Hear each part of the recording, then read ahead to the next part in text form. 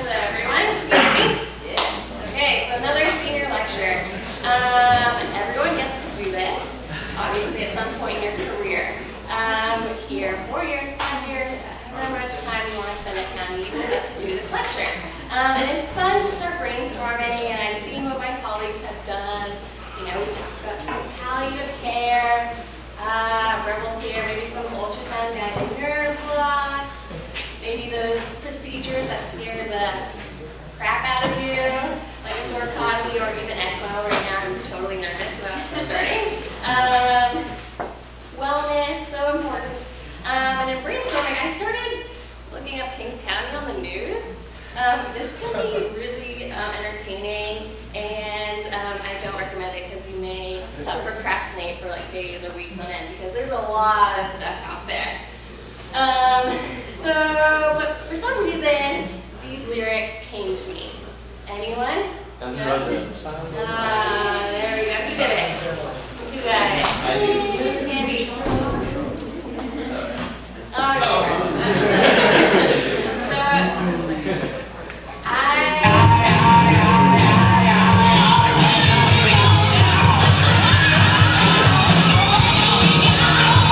Anyways, I had to harness my inner Axel Rose and realize that I have had a lot of experience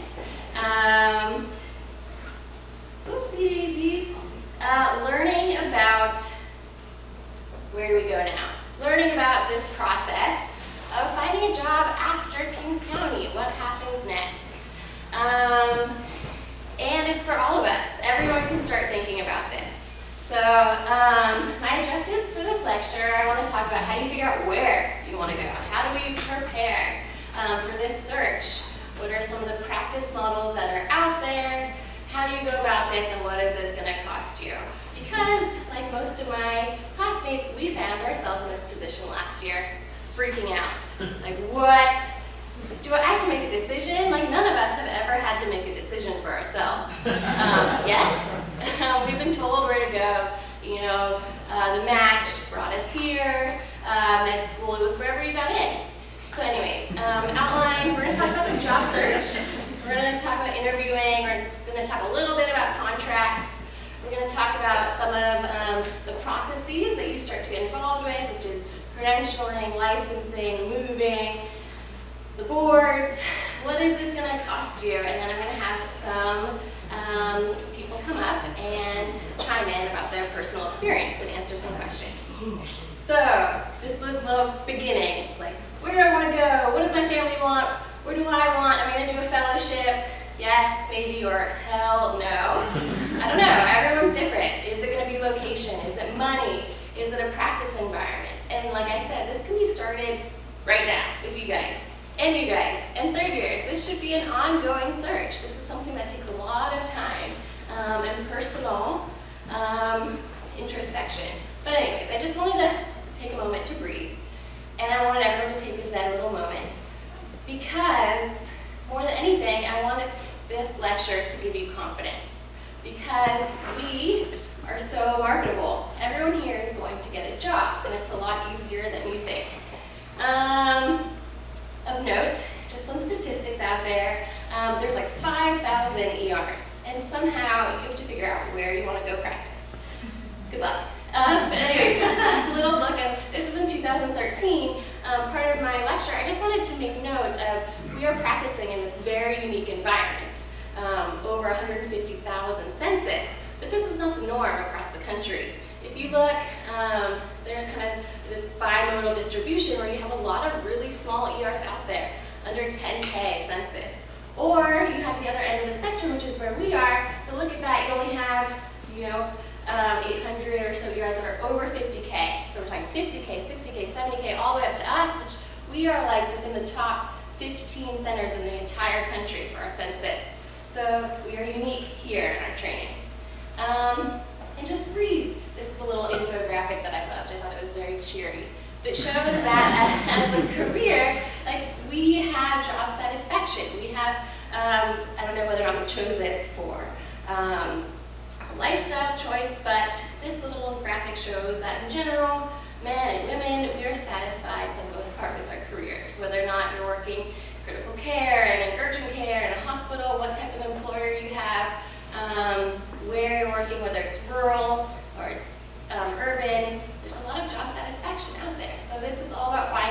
is right for you. So let's start. How does one do this? So I thought what was most important, and this is just my advice. This is just something that I can only speak from my own experience, and everyone here, obviously, you will go about it differently. But considering I interviewed at 15 places, because I had no idea what I wanted, I have a little insight into that process. So involving your friends and family, super important. Asking for help. Alumni, we have people everywhere. You could pay for help. You could get a life coach. You could spin the globe, like go to Montana, wherever you wanted in this country, there are ERs, and you can get a job. And then to think about the certain factors that are important to you. These are things that you get to choose in your search. What type of ER are you looking for? Where is it? What's the volume? Cost can be a factor. Patient population, whether or not you want to teach, whether or not you want to have some administrative role or opportunity. And then look at this. This took me like a whole day to do. Not very good at PowerPoint. But look at this. You now have people all over the country doing totally different things in the coming year. So reach out, and that wasn't really helpful for me.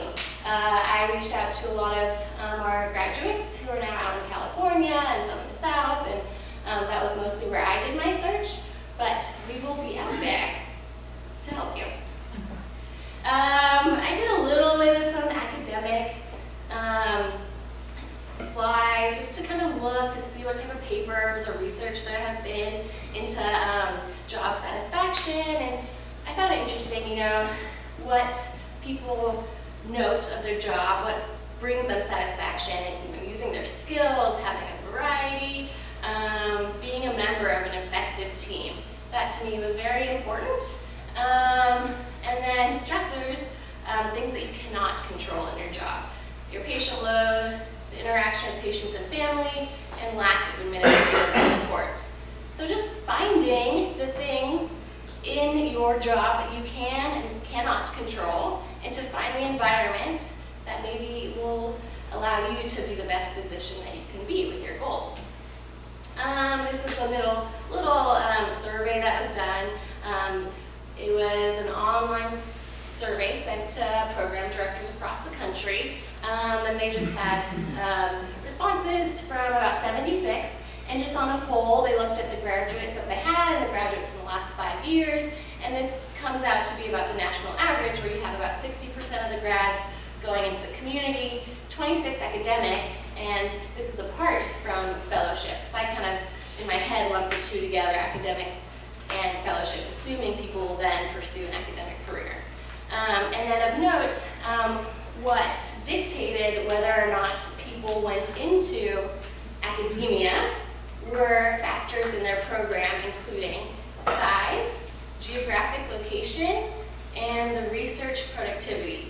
So for us, we are in the right geographic region, the right size, and the right research productivity to really push people towards academia. So the Northeast has the highest percentage of people going into academia, and I think there's many reasons, because there are residencies up here. I think that is what we are exposed to, and it's just something to keep in mind. But that is not the norm. The norm is 5,000 community EDs out there, so I just wanted to put that out there. We also learn through our time here, I think in 4 years, we get a lot of experience with all the subspecialties and whether you want to pursue talks or EMS, hyperbarics, I think is really cool. And then there's now something like 20 or so non-ACGME accredited fellowships, including these interesting ones like sex and gender in EM, resuscitation out in Stony Brook. I mean, the list goes on and on and on. So these are other ways, maybe if you don't know what you want, maybe you know that you have an interest in something, that could be another path to go. In my slide set here, I have added a little, I guess I've accumulated a little portfolio of my favorite things about Kings County over the years. This one was an out of order sign. Yes. In the lobby. So I love it, especially being on admin. I'm sure they love that right now. Anyway, on another note, so let's talk about going out there. There are many models and job structures out there. So just to give you a few, there's contract management groups. There's an independent groups where you can be, it can be public or it can be like a partnership where everyone, it's a democratic group. You can be employed by a hospital. You can decide to do locum tenens where you are choosing which hospitals you want to go work, and it's usually short term. And then you can be an independent contractor, so you're self-employed and just choosing which places you want to go. And then you end up being in control of your income, but you also have to do, there's other cons. You will be then responsible for doing quarterly taxes, but there's some benefits. You can start writing off your expenses. I never understand what writing off means, but that's for my tax lawyer. Anyways, in your search, you will start finding that there's all these groups out there. So I'm sure we've got emails, we have these recruiters, there's Team Health, there's CEP. Kaiser is this huge presence outside of New York. Some of these, you have to buy in. So within a couple years of employment, you get the opportunity to buy in to this corporation, and then you share the profits. Here, this is from 2013. I just wanted to put it up there and just get it out there. Here you go. If you're looking for money, we will all have a nice little salary coming out. So rest assured, it's not that different across the country, except there's minor differences, the coasts. So where we are right now and the West Coast, one of the most desirable places to be, some say, and that is associated with lower salary just because they don't have to attract people. There's an excess of physicians in New York that will work. Whereas other places, they have to recruit people, and we are in demand. For example, I think Texas and Florida, the highest demand right now, and supposedly they're the ones that drive the market. So how do you get started? This is a photo that Denise and I took on the subway on our ride to our first shift intern year, like 3 years and 10 months ago. Kind of funny because I think we both have wrinkles and gray hair and what else. But anyways, so how to get started on this search. So this is what I did. I made a list of hospitals that I was attracted to, and my search was based on location. I wasn't sure if I wanted to go to California or New Orleans, and in my head I had this vision that I was going to do like 3 months in California, 3 months in New Orleans, and then like travel for 6 months. Anyway, that's not happening. So I made a list. The biggest part of making this list was finding the contacts. So you have to set time to do this. You're going to find the contacts, the ER directors, the faculty coordinators, recruitment coordinators. And then you can start going to job fairs. I know at EM conferences they have like EMAs out there, and Team Health is willing to come here and talk to us about the jobs they have to offer. And this is when you start drafting a cover letter and a CV.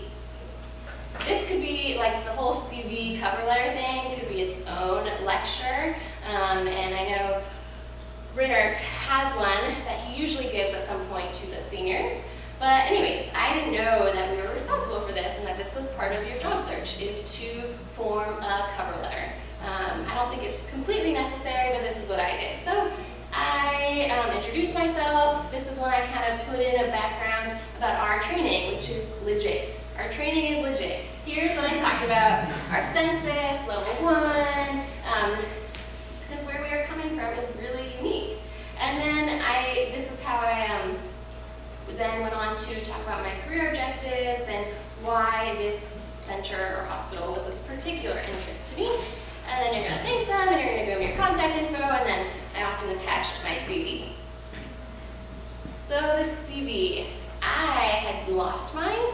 So I started from scratch. I don't know if that's the same with everyone else, but regardless, this is something that takes time to put together. A whole nother lecture could be dedicated to CV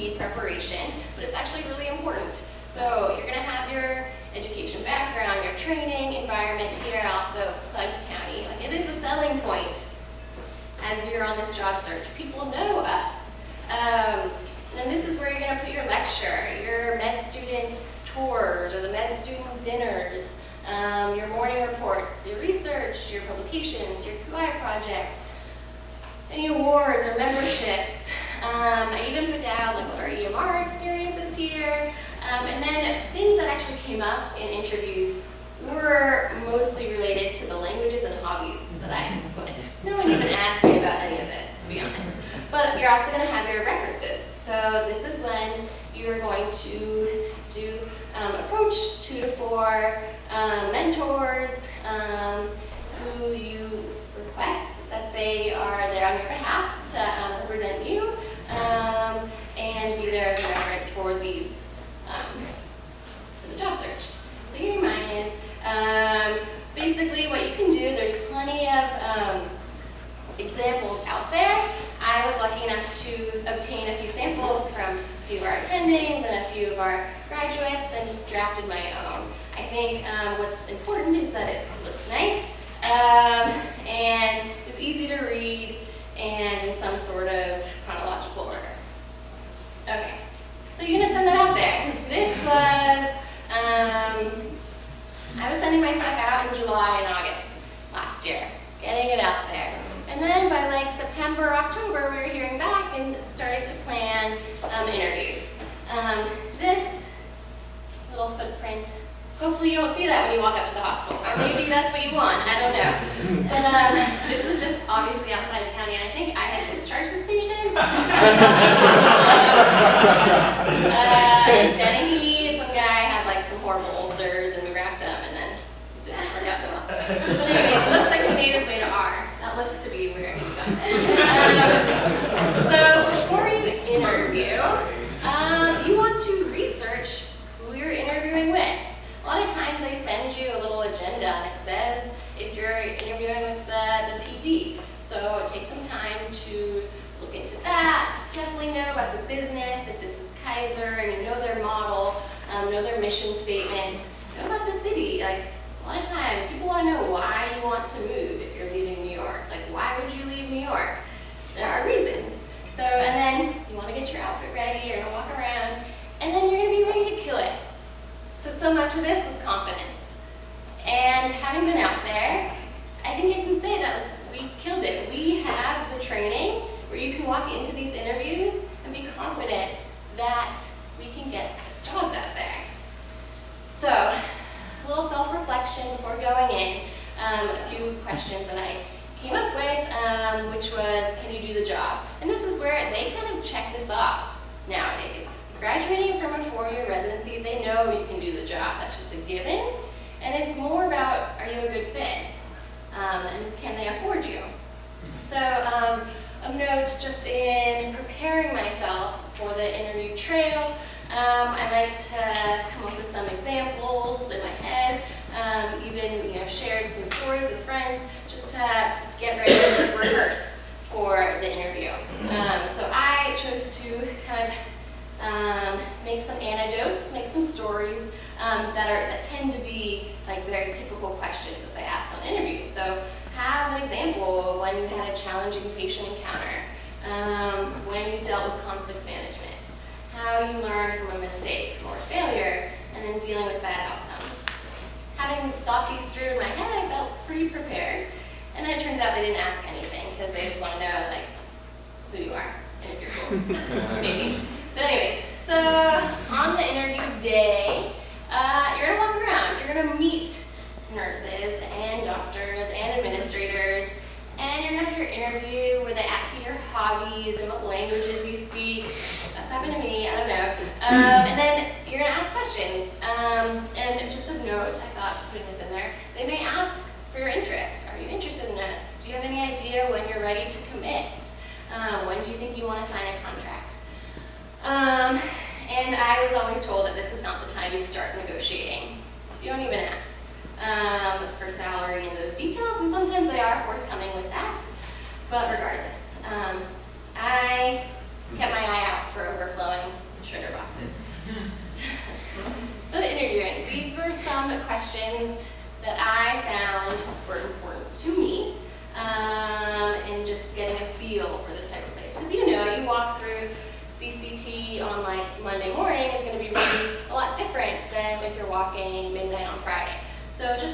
general terms, what's their acuity like, what's their admission rate, demographics. Are you going to be seeing peds or not?